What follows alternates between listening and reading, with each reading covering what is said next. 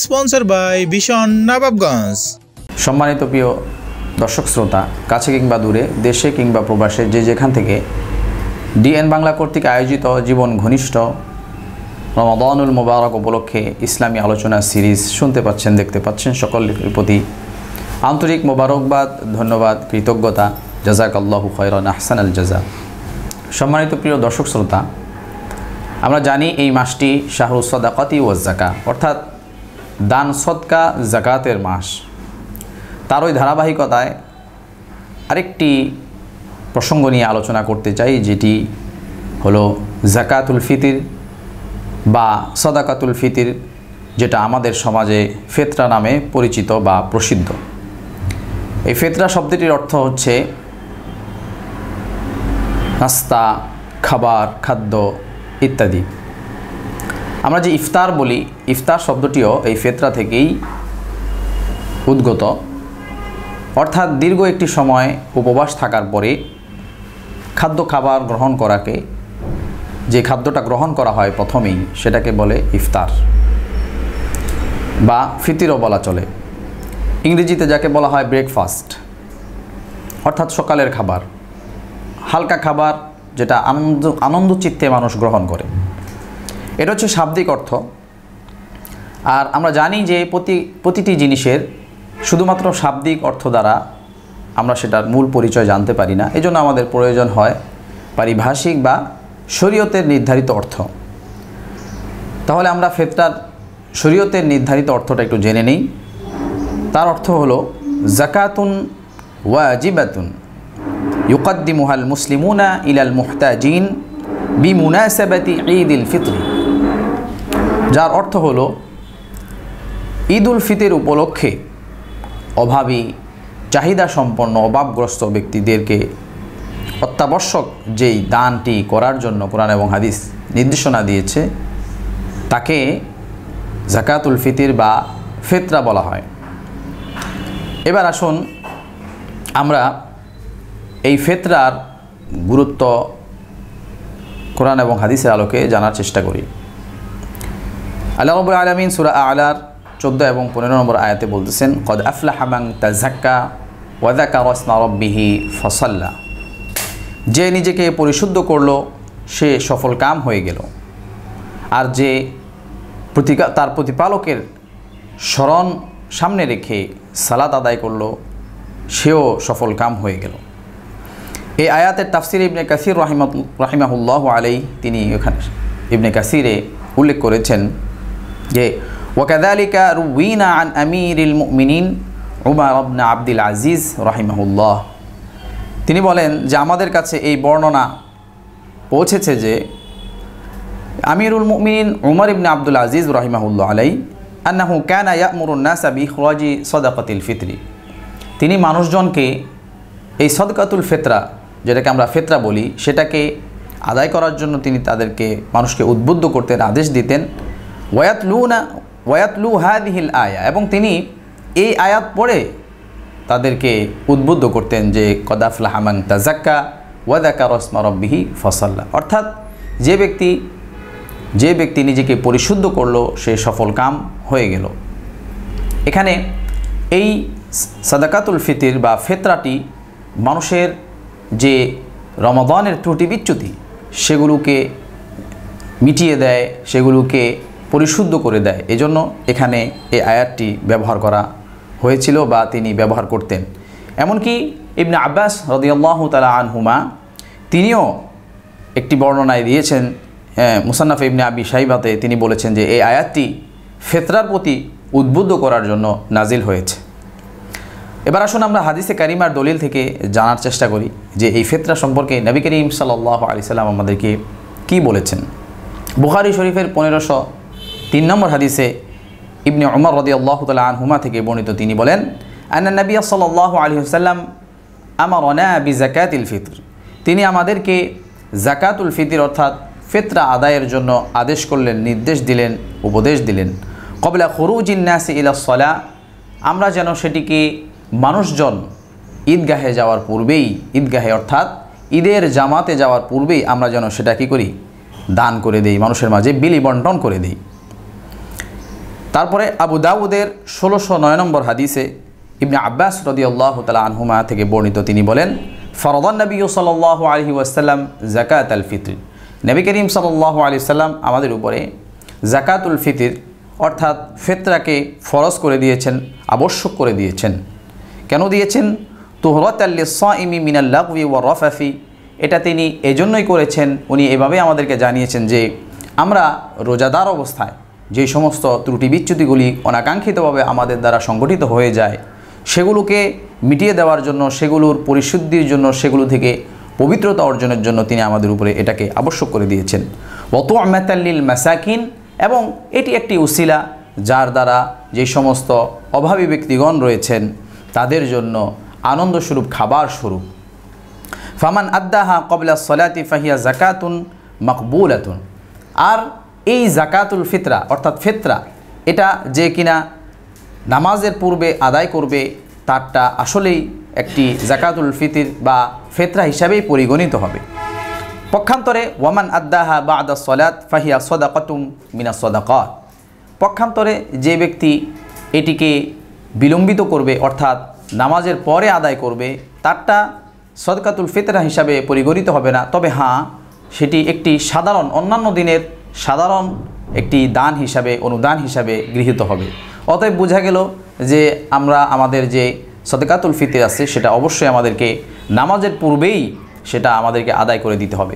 কোনো কোনো বর্ণনায় জানা যায় যে ঈদের আগের দিন অথবা তার আগের দিন এভাবেও সাহাবায়ে আজমাইন রাদিয়াল্লাহু তাআলা আনহুম এই ফিতরা প্রদান করে দিতেন, দান করে দিতেন। এবার আসুন আমরা সদকাতুল ফিতর বা ফিতরা যেটাকে বলি সেটা আদায়ের পদ্ধতি পন্থা সম্পর্কে কিছু আলোচনা করে নিই। আমরা আমাদের বোঝার সুবিধার্থে আমাদের বিগত পর্বে আমরা যাকাতকে প্রশ্নের আলোকে বোঝার চেষ্টা করেছিলাম এবং সেটি সুন্দর একটি পদ্ধতি। তো সেই পদ্ধতিতেই আমরা আজকে আবার জানার চেষ্টা করব যে এই যাকাতুল ফিতর বা ফিতরা কে দিবে, কি দিবে, কখন দিবে এবং কাকে দিবে। তাহলে এক নম্বর প্রশ্ন হলো কে দিবে, অর্থাৎ সাদকাতুল ফিতর বা ফিতরা কার উপরে ওয়াজিব হয়। প্রত্যেক স্বাধীন মুসলমান যার কাছে ঈদের দিন নিত্য প্রয়োজনীয় দ্রব্য, ঘর বা বাসস্থান, কাপড় চোপড়, বাহন বা গাড়ি ইত্যাদি এর অতিরিক্ত সম্পদ থাকবে তার উপর সাদকাতুল ফিতর আদায় করা ওয়াজিব। এক্ষেত্রে পরিবারের যে সমস্ত সদস্যগণ রয়েছেন যেমন স্ত্রী, সন্তান, সন্ততি, অধীনস্থ, তাদের ভরণ পোষণের দায়িত্ব যার, তিনি তাদের সদকাতুল ফিতরা আদায় করবেন। যদি তাদের সামর্থ্য থাকে স্ব সদকাতুল ফিতরা তারা আদায় করলে সেটা ভালো এবং উত্তম। আব্দুল্লাহ ইবনে উমর রাদিয়াল্লাহু তাআলা আনহুমা বলেন, ফরদ রাসূলুল্লাহি সাল্লাল্লাহু আলাইহি ওয়াসাল্লাম যাকাতাল ফিতরি সাআন মিন তামরিন আও সাআন মিন শাঈরিন। তিনি বলেন রাসূলুল্লাহ সাল্লাল্লাহু আলাইহি ওয়াসাল্লাম এক সা খেজুর অথবা এক সা গম যাকাতুল ফিতর আমাদের উপরে আবশ্যক করেছেন।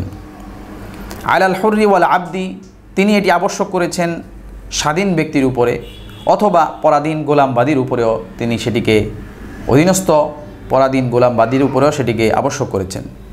তিনি আরও আবশ্যক করেছেন ওয়াল যাকারি ওয়াল উনসা, নারী এবং পুরুষ উভয়ের উপরেই তিনি সেটাকে আবশ্যক করে দিয়েছেন।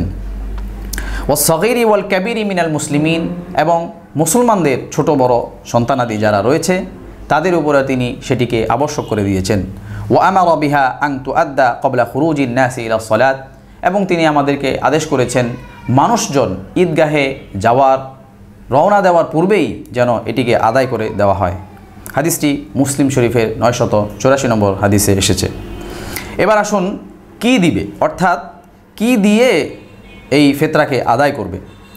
হাদিসগুলো পর্যালোচনা করলে মোট প্রায় 5টি পণ্যের বিবরণ পাওয়া যায়। একটা হলো গম, তারপর হলো জব, কিশমিশ, খেজুর, পনির, এই পণ্যগুলোর উপরেই ফিতরা আদায় করতে হয়। এর মধ্য থেকে এই জিনিসগুলো থেকে যার যতটুকু সামর্থ্য সেই পণ্যকে মানদণ্ড ধরে তার সমমূল্য চাইলে সে সেটাকে দিতে পারে। এক্ষেত্রে আমাদের সমাজে কেউ বলে থাকেন যে এই সমমূল্য দিলে বা টাকা দিয়ে বা প্রচলিত কারেন্সি দিয়ে সেটা আদায় করলে আদায় হবে না, এমনটি অনেকেই বলে থাকেন। এক্ষেত্রে আমরা দেখি যে আমরা যদি টাকা দিয়ে সেটা সমমূল্যের পরিমাণের টাকা যদি আমরা পরিশোধ করতে চাই সেটি আমাদের আদায় হবে কিনা। আমরা কিছু দলিল শুনি, তাহলে আমাদের বুঝে আসবে যে এগুলো আদায় হবে। আন কুররা রহিমাহুল্লাহ, কুররা রহিমাহুল্লাহ একজন তাবিঈ ছিলেন। তিনি বলেন, জাআনা কিতাবু উমর ইবনে আব্দুল আজিজ রহিমাহুল্লাহ আলাইহি ফি সাদাকাতিল ফিতর। আমাদের কাছে উমর ইবনে আব্দুল আজিজ রহিমাহুল্লাহ আলাইহির একটি ফরমান এসেছে। সেখানে তিনি বলেছেন, নিসফু সাইন আন কুল্লি ইনসান আও কিমাতুহু নিসফু দিরহামিন। তিনি সেখানে লিখে দিয়েছেন যে প্রতিজন থেকে বা মাথা পিছু থেকে অর্ধ সা কিংবা তার দাম অর্ধ দেরহাম আদায় করতে হবে। অর্থাৎ সেখানে ওমর ইবনে আব্দুল আজিজ রহিমাহুল্লাহ আলাইহি উনি সেখানে পণ্যকেও নির্ধারণ করলেন, অথবা তার বিপরীতে তিনি অর্ধ দেরহাম আদায়ের ব্যাপারে তিনি কী করলেন, ফরমান জারি করলেন। এতে বোঝা যায় যে অর্থ দিয়ে ফিতরা আদায় করলেও ফিতরা আদায় হয়ে যাবে, যে এই ফিতরার যে সমমূল্য সেটা টাকা দিয়ে পরিশোধ করার বৈধতা রয়েছে, অবকাশ রয়েছে, সেটি জায়েজ রয়েছে। এবার আসুন আমরা দেখি যে কখন দিবে বা কখন আদায় করবে। আমরা ইতিপূর্বে হাদিস থেকে অলরেডি জেনে নিয়েছি যে এটি আমাদেরকে অবশ্যই ঈদগাহে যাওয়ার পূর্বেই আদায় করতে হবে। কোনো কোনো বর্ণনায় পাওয়া যায় যে অনেকেই ঈদের 2 দিন আগেও সেটা আদায় করে দিতেন। যেমনটি বর্ণনা রয়েছে, কানা ইবনু উমর ইউআদ্দিহা ক্বাবলা যালিকা বিয়াউমিন ওয়া ইয়াউমাইন, যে এরকম পাওয়া যায় যে ইবনে উমর রাদিয়াল্লাহু তাআলা আনহুমা তিনি 1 দিন আগে অথবা 2 দিন আগে এটি আদায় করে দিতেন। অতএব সতর্কতাবশত আমাদেরকে অবশ্যই এটি আগেভাগে আদায় করে দেওয়াটাই আমাদের জন্য আবশ্যক বা কাম্য। এবার আসুন আমরা আরেকটু জেনে নেই, সেটা হলো যে কাকে দিবে, অর্থাৎ কাকে দেওয়া যাবে বা কারা এই সদকাতুল ফিতরা বা ফিতরার হকদার। সদকাতুল ফিতির এলাকার নিকটস্থ বা নিকটবর্তী অভাবী দরিদ্র মানুষের মাঝে বন্টন করতে হবে। কেননা ধনীদের যে সম্পদ রয়েছে সেই সম্পদে গরিবদের হক রয়েছে, কোরআনে কারিমায় আমরা সেটাই জানতে পারি। ওফি আমওয়ালিহিম হাক্কুল লিসাইলি ওয়াল মাহরুম। আর আল্লাহ তাআলা ইরশাদ করেন যে ধনীদের সম্পদে আমি বঞ্চিত যারা, অভাবী যারা, তাদের জন্য আমি অধিকার রেখে দিয়েছি, হক রেখে দিয়েছি।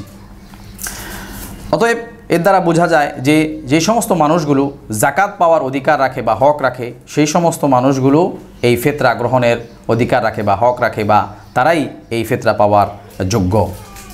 তো আমরা এই ফিতরা পাওয়ার যোগ্য যে জাকাতের যে হকদার রয়েছে তাদের সম্পর্কে কোরআনে কারিমাটি একটি সংক্ষিপ্তভাবে আমরা একটু জেনে নেই। সূরা তাওবার 60 নম্বর আয়াতে আল্লাহ রাব্বুল আলামিন বলতেছেন, ইন্নামাস সাদাকাতু লিল ফুকারাই ওয়াল মাসাকিন ওয়াল আমিলিনা আলাইহা ওয়াল মুআল্লাফাতি কুলুবুহুম ওয়া ফির রিকাবি ওয়াল গারিমিন ওয়া ফি সাবিলিল্লাহি ওয়া ইবনিস সাবিল ফরিদাতাম মিনাল্লাহ ওয়াল্লাহু আলিমুন হাকিম। আল্লাহ রাব্বুল আলামিন ইরশাদ করেন যে নিশ্চয়ই সদকা তাদের জন্য, নিঃস্ব অসহায় যারা, অভাবগ্রস্ত যারা, বা এই সদকা বিলি বন্টনে, জাকাত বিলি বন্টনে যারা নিযুক্ত তাদের জন্য, অথবা বিধর্মীদের মনোরঞ্জনের উদ্দেশ্যে যারা রয়েছে, যাদেরকে উদ্দেশ্য করা হয় তাদের জন্য, দাস দাসী বন্দী বা মিথ্যা মামলায় জর্জরিত ব্যক্তি তাদের ক্ষেত্রেও সেটাকে ব্যবহার করা যায়।